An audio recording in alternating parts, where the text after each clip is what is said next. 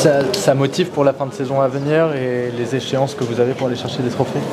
Oui, après, c'est des distinctions individuelles. Ouais, mais c'est trop tard en fait. C'est agacé. L'ambition de la famille Arnaud, et vous aviez très bien répondu que finalement l'ambition était déjà existante et donc préexistante. Quand on voit ce prix, c'est finalement le reflet de cette ambition. Ouais, l'ambition, elle est depuis quelques années. Ça fait 6 ans que je suis au club. On m'a toujours fixé comme objectif de faire dans les 3 premiers. Donc être dans les 3 premiers, c'est être ambitieux. Après, évidemment, il y a PSG et Lyon. On sait que c'est 2 concurrents très difficiles avec lesquels c'est difficile de lutter. Maintenant, on essaye chaque année de se rapprocher d'eux. Pour moi, c'est des locomotives. J'essaye de voir comment ils travaillent, de voir ce qu'ils proposent, d'essayer de construire mon équipe pour pouvoir rivaliser. Sur le temps, des fois, c'est difficile, mais sur un match, sur 2 matchs, en tout cas, c'est notre objectif. Mais il ne faut jamais perdre l'objectif premier, c'est de finir 3e pour éventuellement jouer la Ligue des Champions. En plus, là, la formule, elle change un peu. Donc, il faut déjà gagner tous ceux qui sont derrière nous ou à égalité avec nous, et puis ceux de devant, si on peut les accrocher de temps en temps, c'est bien. Et voilà, il faut essayer de travailler pour réduire, on va dire, le retard par rapport aux équipes de devant, mais il faut aussi travailler pour que ceux qui sont derrière nous ne nous rattrapent pas. Comment vous définiriez votre leadership et votre rôle en fait? C'est difficile de se définir. Après, moi je suis quelqu'un de passionné. J'essaie de transmettre ma passion aux joueuses que j'entraîne. En tout cas, j'aspire à être à la fois rigoureuse, exigeante, mais aussi dans le partage. J'aime partager des moments conviviaux en dehors du foot, ou même quand on est au foot, le foot ça reste un jeu, un plaisir, et il faut le voir comme ça. Pour moi, il ne faut jamais se prendre au sérieux, on ne sauve pas des vies. À la fin du match, il y a un gagnant, il y a un perdant, des fois il y a un match nul, mais voilà, il faut à travers ce jeu-là, il faut essayer tout simplement de prendre du plaisir dans un cadre qui est défini. Les joueuses, si vous leur demandez quel est le plan de jeu, je pense qu'elles le connaissent, elles savent en fonction des adversaires.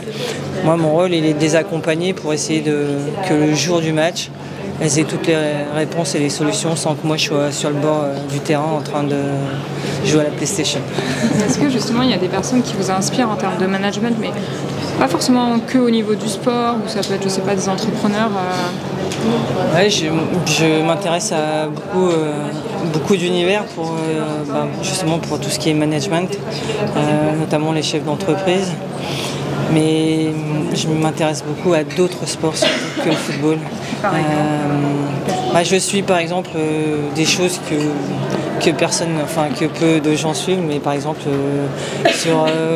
sur Netflix ou sur Amazon, je vais regarder une saison en NFL.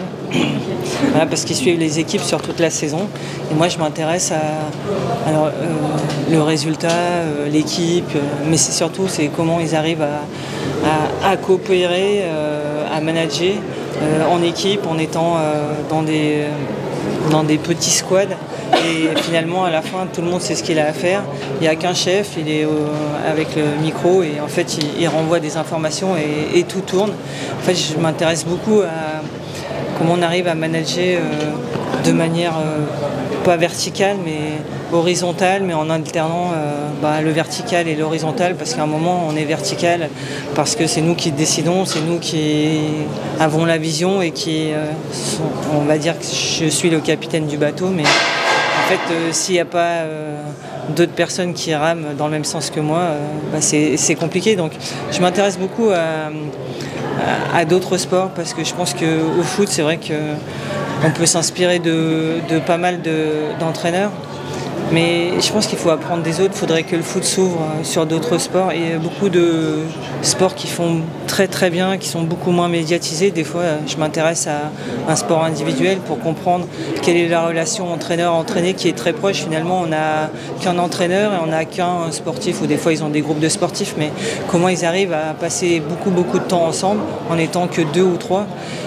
Voilà, nous, on a la chance de pouvoir, quand il y a quelqu'un qui est un peu dans le down, on peut aller toujours vers quelqu'un d'autre pour prendre de l'énergie, puis après en redonner.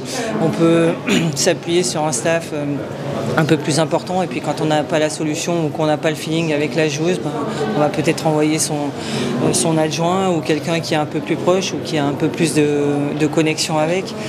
Et voilà, donc moi c'est ce qui m'intéresse, c'est comprendre comment on peut faire autrement que dans le foot. Et après, même si il y a beaucoup de façons de faire dans le foot, mais j'aime apprendre d'autres univers.